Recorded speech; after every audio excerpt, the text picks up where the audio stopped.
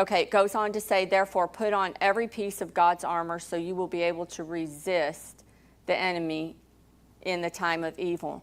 So let's talk about these words. Put on. The New King James actually says that it says take up. And these words kind of coincide with one another, so I chose to use the NLT because I liked the way that it explained it a little bit better. But in this instance, I like the take up better. Therefore, take up. This word is Anna Labano, and we know what lambano means. It means you receive, take what's yours. This Anna in front of it means a constant.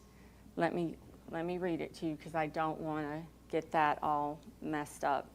It's a constant, continual, repetitive, there we go, taking up and carrying it with you.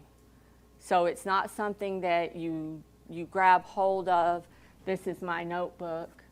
I've taken it, it's mine, but then I walk away from it.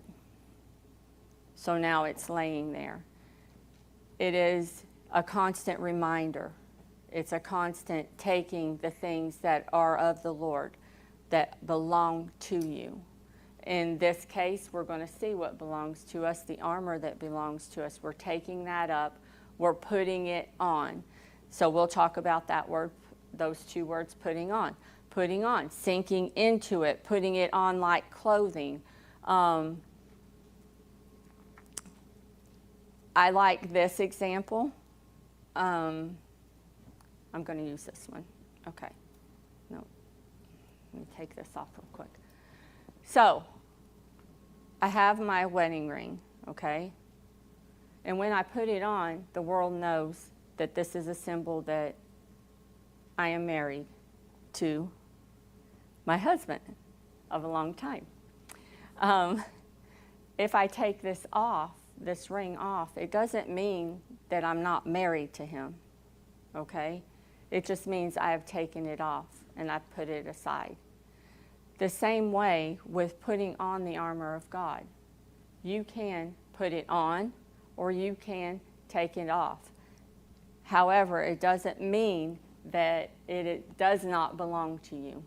You have made a choice whether or not you are going to put on the armor of God or whether you're going to leave it off for the day and go out into the world. I don't suggest that. It's dangerous.